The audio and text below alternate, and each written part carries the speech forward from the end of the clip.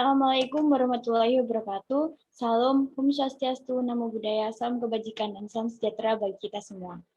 Di sini, saya dan kelompok saya akan mempresentasikan hasil kerja kelompok kami, yaitu bab 2. Perkenalkan, nama saya Erlita Octavia Prastianti dari Prodi Ilmu Kesejahteraan Sosial, dan ada rekan-rekan saya, yaitu Cika Febriana Natasha dari Prodi Ilmu Kesejahteraan Sosial, Agung Kuncoro dari Prodi Ilmu Kesejahteraan Sosial, Delton dari Prodi Ilmu Hukum, Rodi Aji dari Prodi Ilmu Hukum. Next.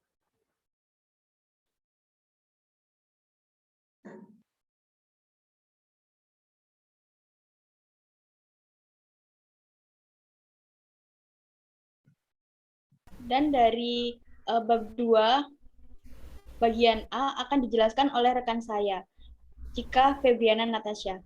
Waktu dan layar saya persilakan.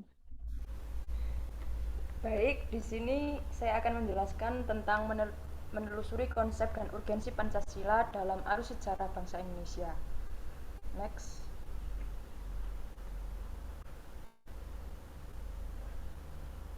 Di sini terdapat 3 periode. Yang pertama itu ada periode pengusulan Pancasila, yang kedua ada periode perumusan Pancasila, dan yang ketiga ada periode pengesahan Pancasila. Next.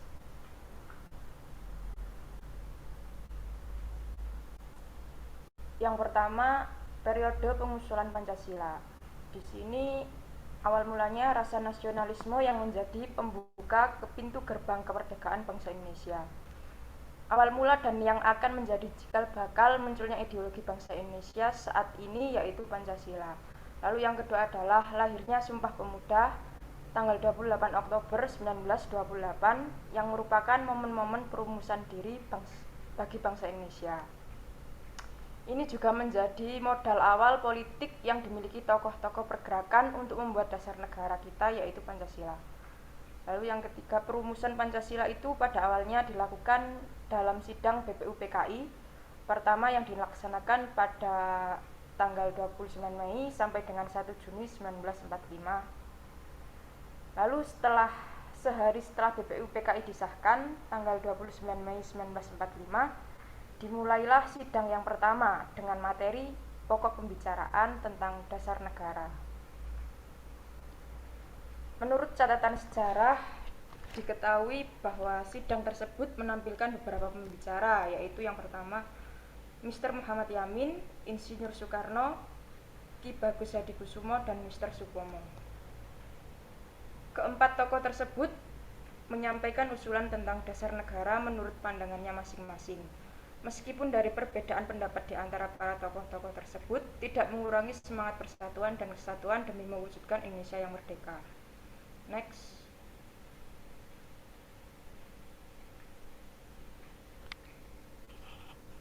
Lalu dalam sidang BPUPKI, Insinyur Soekarno yang berpidato pada 1 Juni 1945 menyampaikan 5 butir gagasan tentang dasar negara sebagai berikut. 1. Nasionalisme atau kebangsaan Indonesia. 2. Internasionalisme atau perikemanusiaan. 3. Mufakat atau demokrasi. 4. Kesejahteraan sosial. 5. Ketuhanan yang berkebudayaan. Berdasarkan catatan sejarah, kelima butir gagasan itu oleh Soekarno diberi nama Pancasila. Next.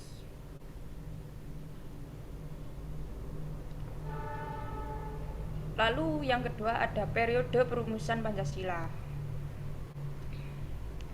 Lalu diteruskan sidang BPUPKI yang kedua yaitu pada tanggal 10 sampai 16 Juli 1945 dan menghasilkan Piagam Jakarta atau juga disebut dengan Jakarta Charter, yang kemudian hari dijadikan pembukaan Undang-Undang Dasar 1945 meskipun dengan sejumlah perubahan di sana-sini.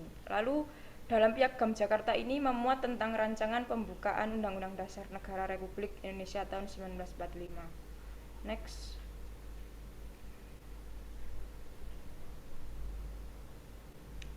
Lalu pada alinea keempat Piagam Jakarta itulah terdapat rumusan Pancasila sebagai berikut. 1. Ketuhanan dengan kewajiban menjalankan syariat Islam bagi pemeluk-pemeluknya. 2. Kemanusiaan yang adil dan beradab. 3. Persatuan Indonesia. 4. Kerakyatan yang dipimpin oleh hikmat kebijaksanaan dalam permusyawaratan perwakilan. 5. Keadilan sosial bagi seluruh rakyat Indonesia. Next.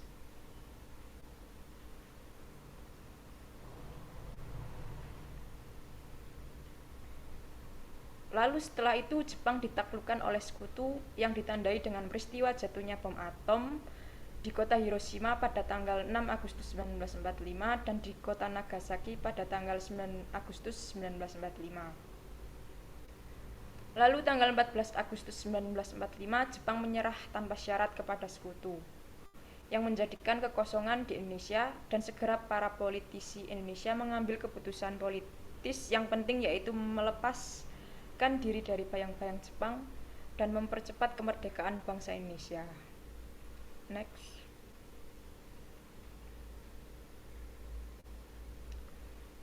Lalu yang ketiga adalah periode pengesahan Pancasila. Yang pertama ada peristiwa penculikan Insinyur Soekarno dan Dr. Andes Muhammad Hatta oleh golongan muda ke suatu daerah bernama Rengas Dengklok. Karena Jepang telah ditaklukkan oleh sekutu yang menyebabkan Jepang sudah tidak memiliki kekuasaan secara politisi di wilayah pendudukan, termasuk Indonesia. Dan karena situasi ini menyebabkan kesalahpahaman antara golongan muda dan golongan tua. Golongan muda di sini ingin menyegerakan kemerdekaan Indonesia, sehingga terjadilah penculikan Insinyur Soekarno dan Muhammad Hatta ke Rengas Dengklok. Lalu melalui jalan yang berliku, akhirnya dicetuskanlah proklamasi kemerdekaan Indonesia pada 17 Agustus 1945. Teks kemerdekaan itu didiktekan oleh Muhammad Hatta dan ditulis oleh Soekarno. Selanjutnya naskah tersebut diketik oleh Sayuti Meli. Akhirnya pada 17 Agustus 1945 terjadilah pembacaan teks proklamasi di kediaman Insinyur Soekarno di Jalan Pegangsaan Timur nomor 56. Lalu sehari setelah proklamasi kemerdekaan Indonesia, yakni tanggal 18 Agustus 1945, PPKI bersidang untuk menentukan dan menegaskan posisi bangsa Indonesia dari yang semula adalah bangsa terjajah menjadi bangsa yang merdeka. Next.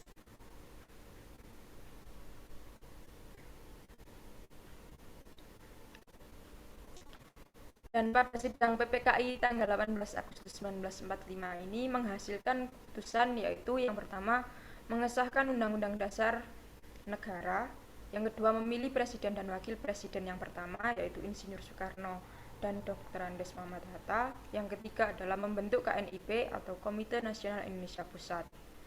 Lalu rumusan Pancasila yang disahkan PPKI ternyata berbeda dengan rumusan Pancasila yang termaktub dalam Piagam Jakarta, yang awal mulanya berbunyi dengan kewajiban menjalankan syariat Islam bagi pemeluk-pemeluknya. Ini dianggap menjadi hambatan bagi bangsa Indonesia, karena bangsa Indonesia ini termasuk bangsa yang multikultural dengan berbagai agama di dalamnya. Dan karena bunyi rumusan Pancasila tersebut, banyak masyarakat Indonesia yang kontra akan bunyi rumusan Pancasila tersebut, khususnya adalah kelompok dari tokoh Indonesia Timur. Next.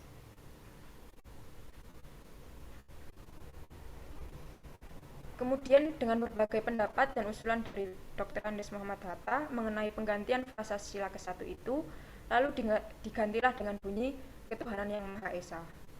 Dari berbagai cerita perjalanan lika-liku yang terjadi di dalam perumusannya dan dapat bertahan hingga sekarang yang kita sebut sebagai Pancasila. Mungkin sekian penjelasan dari subbab A, bisa dilanjutkan oleh rekan saya. Baik, terima kasih. B. Menanya alasan diperlukannya Pancasila dalam sejarah bangsa Indonesia. Next. Mengapa itu perlu? Karena yang pertama, Pancasila sebagai identitas bangsa Indonesia. Yang kedua, Pancasila sebagai kepribadian bangsa Indonesia. Yang ketiga, Pancasila sebagai pandangan hidup bangsa Indonesia. Dan yang keempat, karena Pancasila sebagai jiwa bangsa. Yang terakhir, Pancasila juga dapat menjadi perjanjian luhur. Next. Yang pertama, Pancasila sebagai identitas bangsa Indonesia. Pancasila sebagai identitas bangsa Indonesia ini merupakan konsekuensi dari kulturasi dan akulturasi budaya atau cipta, rasa, dan karsa yang yang perlu dikelola dan dikembangkan secara terus-menerus. Nah, di sini kebudayaan itu sendiri merupakan hasil inkulturasi. Inkulturasi yaitu proses perpaduan berbagai elemen budaya dalam kehidupan masyarakat sehingga menjadikan masyarakat dapat berkembang secara dinamis. Dan kebudayaan bangsa Indonesia juga merupakan hasil dari akulturasi, bagaimana yang ditengarai Eka Dharma Putra dalam bukunya, yaitu Pancasila, Identitas dan Modernitas. Haviland menegaskan bahwa akulturasi adalah perubahan besar yang terjadi sebagai akibat dari kontak antara kebudayaan yang berlangsung lama. Next.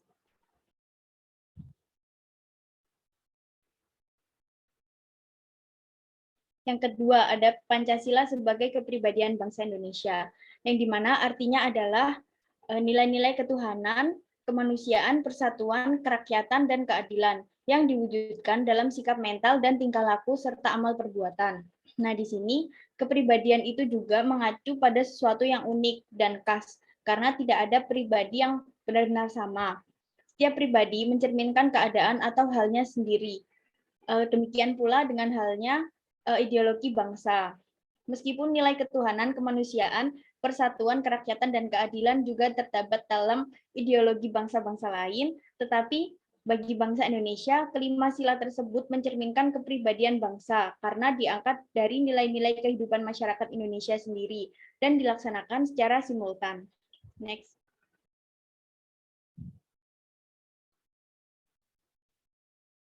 Dan yang ketiga, Pancasila sebagai pandangan hidup bangsa. Artinya, nilai-nilai ketuhanan, kemanusiaan, persatuan, kerakyatan, dan keadilan diyakini sebenarnya kebenarannya, kebaikannya, keindahannya, dan kegunaannya oleh bangsa Indonesia yang dijadikan sebagai pedoman kehidupan bermasyarakat dan berbangsa, serta menimbulkan tekad yang kuat untuk mengamalkannya dalam kehidupan nyata. Nah, berarti di sini nilai-nilai Pancasila itu melekat dalam kehidupan masyarakat dan dijadikan norma dalam bersikap dan bertindak. Seperti itu. Pancasila itu juga dapat berfungsi sebagai pandangan hidup bangsa Indonesia. Maka seluruh nilai Pancasila itu dapat dimanifestasikan ke dalam kehidupan bermasyarakat, berbangsa, dan bernegara. Next. Pancasila sebagai jiwa bangsa. Sebagaimana dikatakan von Savigny bahwa setiap bangsa mempunyai jiwa masing-masing yang dinamakan Volksgeist, yaitu jiwa rakyat atau jiwa bangsa. Nah, di sini berarti Pancasila sebagai jiwa bangsa yang lahir bersamaan dengan lahirnya bangsa Indonesia. Pancasila juga telah ada sejak dulu bersama dengan adanya bangsa Indonesia. Next. Dan yang terakhir, Pancasila sebagai perjanjian luhur. Di sini berarti nilai-nilai ketuhanan, kemanusiaan, persatuan, kerakyatan, dan keadilan diyakini kebenarannya, kebaikannya, keindahan, dan kegunaannya oleh bangsa Indonesia yang dijadikan sebagai pedoman kehidupan bermasyarakat dan bernegara, serta hal tersebut menimbulkan tekad yang kuat untuk mengamalkannya dalam kehidupan nyata. Nah, hal tersebut merupakan kesepakatan dari para pendiri negara tentang Pancasila sebagai dasar negara. Itu merupakan bukti bahwa pilihan yang diambil pada waktu itu merupakan sesuatu yang tepat. Itu. Next.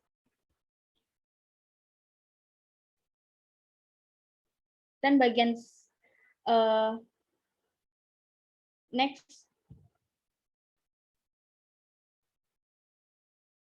Dan bagian selanjutnya akan dijelaskan oleh rekan saya. Waktu dan layar saya persilakan. Terima kasih atas waktunya. Baiklah, saya akan mengambil alih dari bagian C, yaitu menggali sumber historis, sosiologis, politis tentang Pancasila dalam kajian sejarah bangsa Indonesia. Next.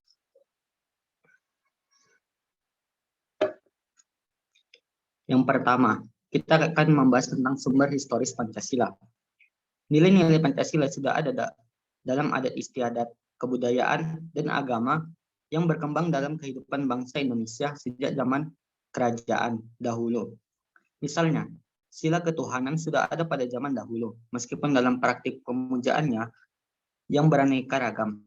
Tetapi pengakuan tentang adanya Tuhan sudah diakui. Dalam Encyclopedia of Philosophy disebutkan beberapa unsur yang ada dalam agama, seperti kepercayaan kepada kekuatan supranatural, perbedaan antara yang sakral dan yang profan, tindakan ritual pada objek sakral, sembahyang atau doa sebagai bentuk komunikasi kepada Tuhan. Takjub sebagai perasaan khas keagamaan, tuntutan moral diyakini dari Tuhan, konsep hidup di dunia dihubungkan dengan Tuhan, dan kelompok sosial seagama seiman. Pendidikan Pancasila, terutama bagi kalangan generasi muda atau mahasiswa, merupakan suatu langkah yang sangat penting untuk dilakukan, mengingat mereka akan menjadi penentu keberhasilan dan perwujudan cita-cita proklamasi 17 Agustus tahun 1945. Perlu ditegaskan kembali bahwa secara historis, yang tampil sebagai pejuang dan pendiri bangsa dan negara ini adalah kalangan generasi muda pada masanya. Oleh karena itu, generasi muda saat ini harus tahu, mau, dan mampu mewarisi nilai-nilai historis, bagaimana eksistensi generasi muda dalam mendirikan dan mengisi kemerdekaan NKRI, termasuk melahirkan konsepsi Pancasila yang dimulai dari sidang BPUPKI pada tanggal 29 Mei sampai 1 Juni 1945, 22 Juni 1945, dan 18 Agustus 1945. Yang kedua, yaitu sumber sosiologis Pancasila. Nilai-nilai Pancasila, yaitu ketuhanan, kemanusiaan, persatuan, kerakyatan, dan keadilan secara sosiologis telah ada dalam masyarakat Indonesia sejak dahulu hingga sekarang. Salah satu nilai yang dapat ditemukan dalam masyarakat Indonesia sejak zaman dahulu hingga sekarang adalah nilai gotong royong. Misalnya dapat dilihat bahwa kebiasaan bergotong royong, baik berupa saling membantu antar tetangga maupun bekerja sama untuk keperluan umum di desa-desa. Kegiatan gotong royong itu dilakukan dengan semangat kekeluargaan sebagai cerminan dari sila keadilan sosial. Gotong royong juga tercermin pada sistem perpajakan di Indonesia. Hal ini disebabkan karena masyarakat secara bersama-sama mengumpulkan iuran melalui pembayaran pajak yang dimaksudkan untuk pelaksanaan pembangunan. Perlu ditegaskan kembali bahwa secara sosiologis, Pancasila merupakan tampilan sikap dan perilaku insan Indonesia dalam pergaulan sosial kemasyarakatan sehari-hari yang sekaligus menjadikannya sebagai karakter masyarakat bangsa Indonesia. Oleh karena itu, generasi muda sangat perlu untuk tetap memelihara perilaku sosial yang tetap berkarakter Pancasila. Walaupun dinamika kehidupan sosial saat ini diwarnai oleh berbagai pengaruh dan penetrasi sosial budaya asing. Next.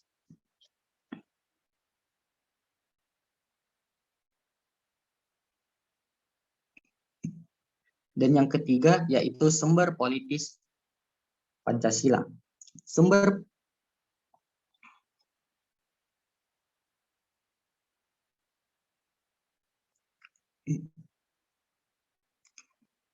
Sebagaimana diketahui bahwa nilai-nilai dasar yang terkandung dalam Pancasila bersumber dan digali dari lokal wisdom, budaya, dan pengalaman bangsa Indonesia, termasuk pengalaman dalam berhubungan dengan bangsa-bangsa lain.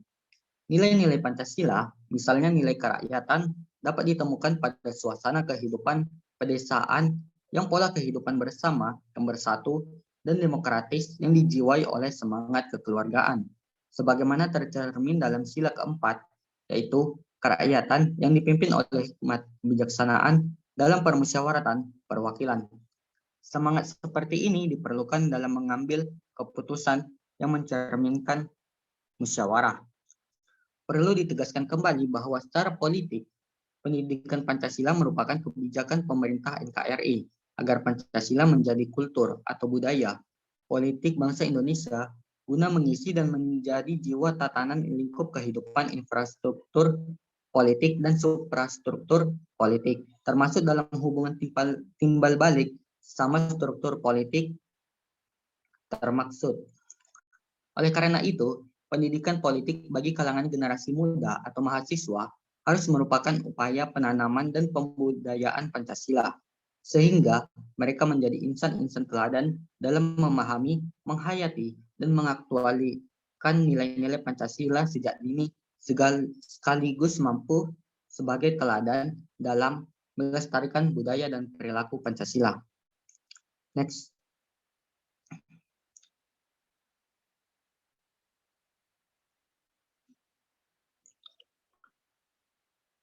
Sekian dari saya. Di bagian selanjutnya akan disampaikan oleh rekan saya. Terima kasih. Terima kasih atas kesempatannya. Kali ini saya akan membahas tentang membangun argumen tentang dinamika dan tantangan Pancasila dalam kajian sejarah bangsa Indonesia.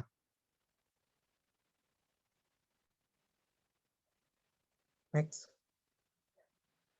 Argumen tentang dinamika Pancasila dalam sejarah bangsa. Dalam dinamika Pancasila dalam sejarah bangsa Indonesia memperlihatkan adanya pasang surut dalam pelaksanaan nilai-nilai Pancasila. Pancasila sebagai ideologi negara dalam masa pemerintahan Presiden Soekarno, sebagaimana diketahui bahwa Soekarno termasuk dalam salah seorang perumus Pancasila, bahkan menggali dan memberi nama dasar negara. Pancasila sebagai ideologi dalam masa pemerintahan Presiden Soeharto diletakkan pada kedudukan yang sangat kuat melalui TAP MPR nomor 2/1978 tentang permasyarakatan P4. Pada masa Soeharto ini pula, ideologi Pancasila menjadi asas pemulihan yang dilakukan Soeharto, mengacu pada nilai-nilai Pancasila. Salah satu contoh pemerataan pembangunan yang sesuai dengan nilai kelima Pancasila, yakni keadilan sosial bagi seluruh rakyat Indonesia. Walaupun upaya yang dilakukan begitu menyeluruh, akan tetapi masih ada masalah dalam pemerintahan beliau, seperti kasus KKN yang begitu banyak dan terbatasnya untuk berpendapat di muka umum, serta kebijakan dui fungsi ABRI pada zaman itu. Setelah Soeharto lengser dari bangku kepemimpinannya, Pancasila masih eksis sebagai dasar negara. Penerapan kebijakan pemimpin selanjutnya, contohnya adalah pada masa B.J. Habibie, yang mengeluarkan Undang-Undang Nomor 9 Tahun 1998 tentang kebebasan berpendapat di muka umum, dan lain-lain, hingga sampai kepemimpinan Presiden Joko Widodo. Next. Yang kedua, argumen tentang tantangan terhadap Pancasila dalam kehidupan sehari-hari. Tantangan yang dihadapi dalam proses pembelajaran pendidikan Pancasila pada era revolusi saat ini, seperti peserta didik yang sudah terlepas dari ponsel pintar, saat ini mereka dengan mudah mendapatkan informasi dari luar melalui internet yang terkadang informasi tersebut tidak sesuai dengan nilai-nilai Pancasila. Namun, hal tersebut juga dapat diatasi dengan cara memanfaatkan perkembangan informasi serta ilmu pengetahuan teknologi menjadi media dalam penanaman dan penguatan Pancasila di era revolusi. Guru dan dosen dituntut untuk dapat lebih kreatif dalam mengembangkan metode pembelajaran pendidikan Pancasila melalui media pembelajaran, seperti membuat game serta film animasi yang mengajarkan nilai-nilai Pancasila dan sekaligus dapat pula membentuk karakter peserta didik. Sekian dari penyampaian saya, selanjutnya akan disampaikan oleh rekan saya. Baik, terima kasih. Pembahasan selanjutnya adalah mendeskripsikan esensi dan urgensi Pancasila dalam kajian sejarah bangsa Indonesia untuk masa depan. Pada pembahasan kali ini akan menyoroti dua hal, yaitu esensi dan urgensi Pancasila dalam kajian sejarah bangsa Indonesia. Yang pertama adalah esensi Pancasila dalam kajian sejarah bangsa Indonesia. Pancasila dikatakan sebagai dasar filsafat negara atau yang dapat kita pahami sebagai filosofis Grundgesetz karena mengandung dua unsur. Unsur pertama adalah alasan filosofis berdirinya suatu negara. Setiap produk hukum di Indonesia harus berdasarkan nilai Pancasila. Unsur kedua adalah Pancasila sebagai pandangan hidup bangsa atau Weltanschauung mengandung unsur-unsur sebagai berikut, seperti nilai-nilai agama, budaya, dan adat istiadat yang berlaku di Indonesia. Kemudian adalah urgensi Pancasila dalam kajian sejarah bangsa Indonesia. Survei yang dilakukan oleh Kompas menunjukkan bahwa pemahaman masyarakat terkait Pancasila mengalami kemerosotan, yaitu hampir 48,4% responden berusia 17 sampai 29 tahun tidak tahu dan tidak mampu menyebutkan sila-sila Pancasila secara benar dan lengkap. Dari hasil survei di atas, perlu kita pahami bersama bahwa perlu adanya peningkatan kesadaran pemahaman masyarakat terkait Pancasila sebagai dasar negara dari internal masyarakat itu sendiri ataupun dari segi pemerintahan. Kemudian, selain dari data tersebut, pentingnya Pancasila dalam sejarah bangsa Indonesia dikarenakan hal-hal berikut. Yang pertama adalah pengidentikan Pancasila dengan ideologi lain, penyalahgunaan Pancasila sebagai alat justifikasi kekuasaan rezim tertentu, dan melemahnya pemahaman dan pelaksanaan nilai Pancasila dalam kehidupan berbangsa dan bernegara. Kemudian materi terakhir adalah terkait dengan rangkuman tentang pengertian dan pentingnya Pancasila dalam kajian sejarah bangsa Indonesia. Pengertian Pancasila dalam sejarah bangsa Indonesia menunjukkan beberapa hal, di antaranya adalah yang pertama, Pancasila merupakan produk otentik dari para pendiri bangsa Indonesia atau yang dapat kita pahami sebagai the founding father. Kemudian yang kedua, nilai-nilai Pancasila adalah nilai-nilai yang bersumber dan digali dari nilai agama dan adat istiadat dari masyarakat Indonesia itu sendiri. Yang terakhir adalah Pancasila merupakan pandangan hidup bangsa dan dasar filsafat kenegaraan yang harus dipahami oleh seluruh masyarakat Indonesia. Kemudian pentingnya